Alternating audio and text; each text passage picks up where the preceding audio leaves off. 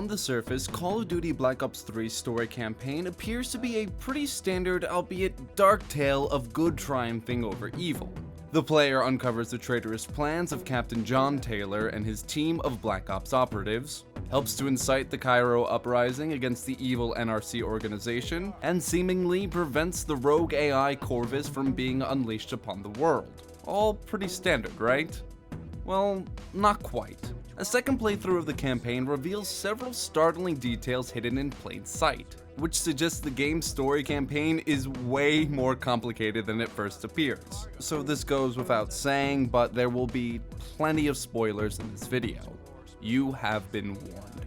You'd be forgiven for assuming the sequence of missions you play in the story progress on a linear, uninterrupted timeline, but there's strong evidence that proves otherwise. Take, for example, the very first mission titled Black Ops, the one where you and your partner Hendrix rescues Commander Khalil and the Egyptian minister Saeed from the NRC compound, and also meet Taylor and his team for the first time.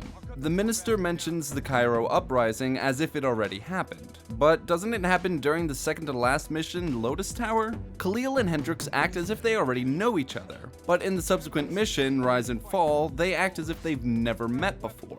When Hendrix and Taylor meet in the first mission, Hendrix asks Taylor about a woman named Rachel, and Taylor responds that it didn't work out.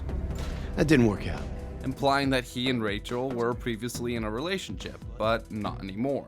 Remember the name of the handler who joined you and Hendrix in the In Darkness mission? Rachel Kane. Also, you might have noticed that throughout the second half of the campaign, the player character and Rachel grew romantically close. But then Rachel seems to end the romantic part after the Locust Tower mission concludes, and yet she's still by your side in the final mission in life. If you want a really in-depth breakdown of how complicated Black Ops 3's story is, you can visit this link. But the basic gist of what fans theorize is as follows. The customizable character you play as is actually dead. You are simply a projection of the character you're actually playing as, Corvus, the rogue element in the DNI. The first mission, Black Ops, is chronologically the second to last mission. At the end of the mission New World, the person undergoing the DNI surgery dies from complications, but the player's personality continues on inside Taylor's head thanks to Corvus. It just sees the simulated world through the character's eyes. So, what about Taylor and his team betraying the CIA? It's a fabricated simulation created by the rogue elements of Taylor's DNI.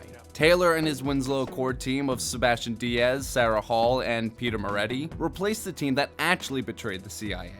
Taylor's old team, which includes 4 other Black Ops agents named Dylan Stone, Javier Ramirez, Alice Conrad, and Joseph Fierro. Notice how there's the exact same number of people in Stone Squad as Taylor's. What the player doesn't realize, since what they see is being distorted by Corvus, is that Taylor and his team never betrayed the CIA. Taylor and Hendrix were actually assigned to hunt them down, Stone and his team. To put it in more simplified terms, the actual beginning of the campaign is the In Darkness mission, with Corvus distorting what the player, who is actually Taylor, sees throughout the remaining of the campaign, until Corvus is finally purged. But the question still remains, why?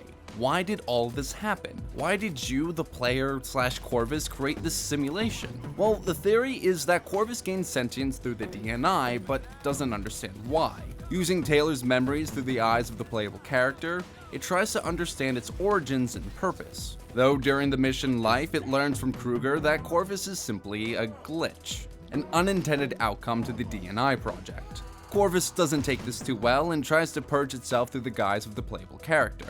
With no intended purpose, Corvus no longer wishes to continue. Once the purging is complete, it relinquishes control back to Taylor. We know this thanks to the final lines of the game.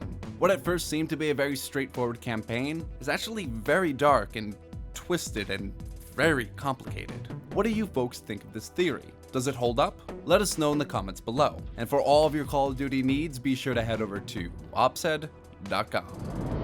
Imagine yourself What's your name, soldier?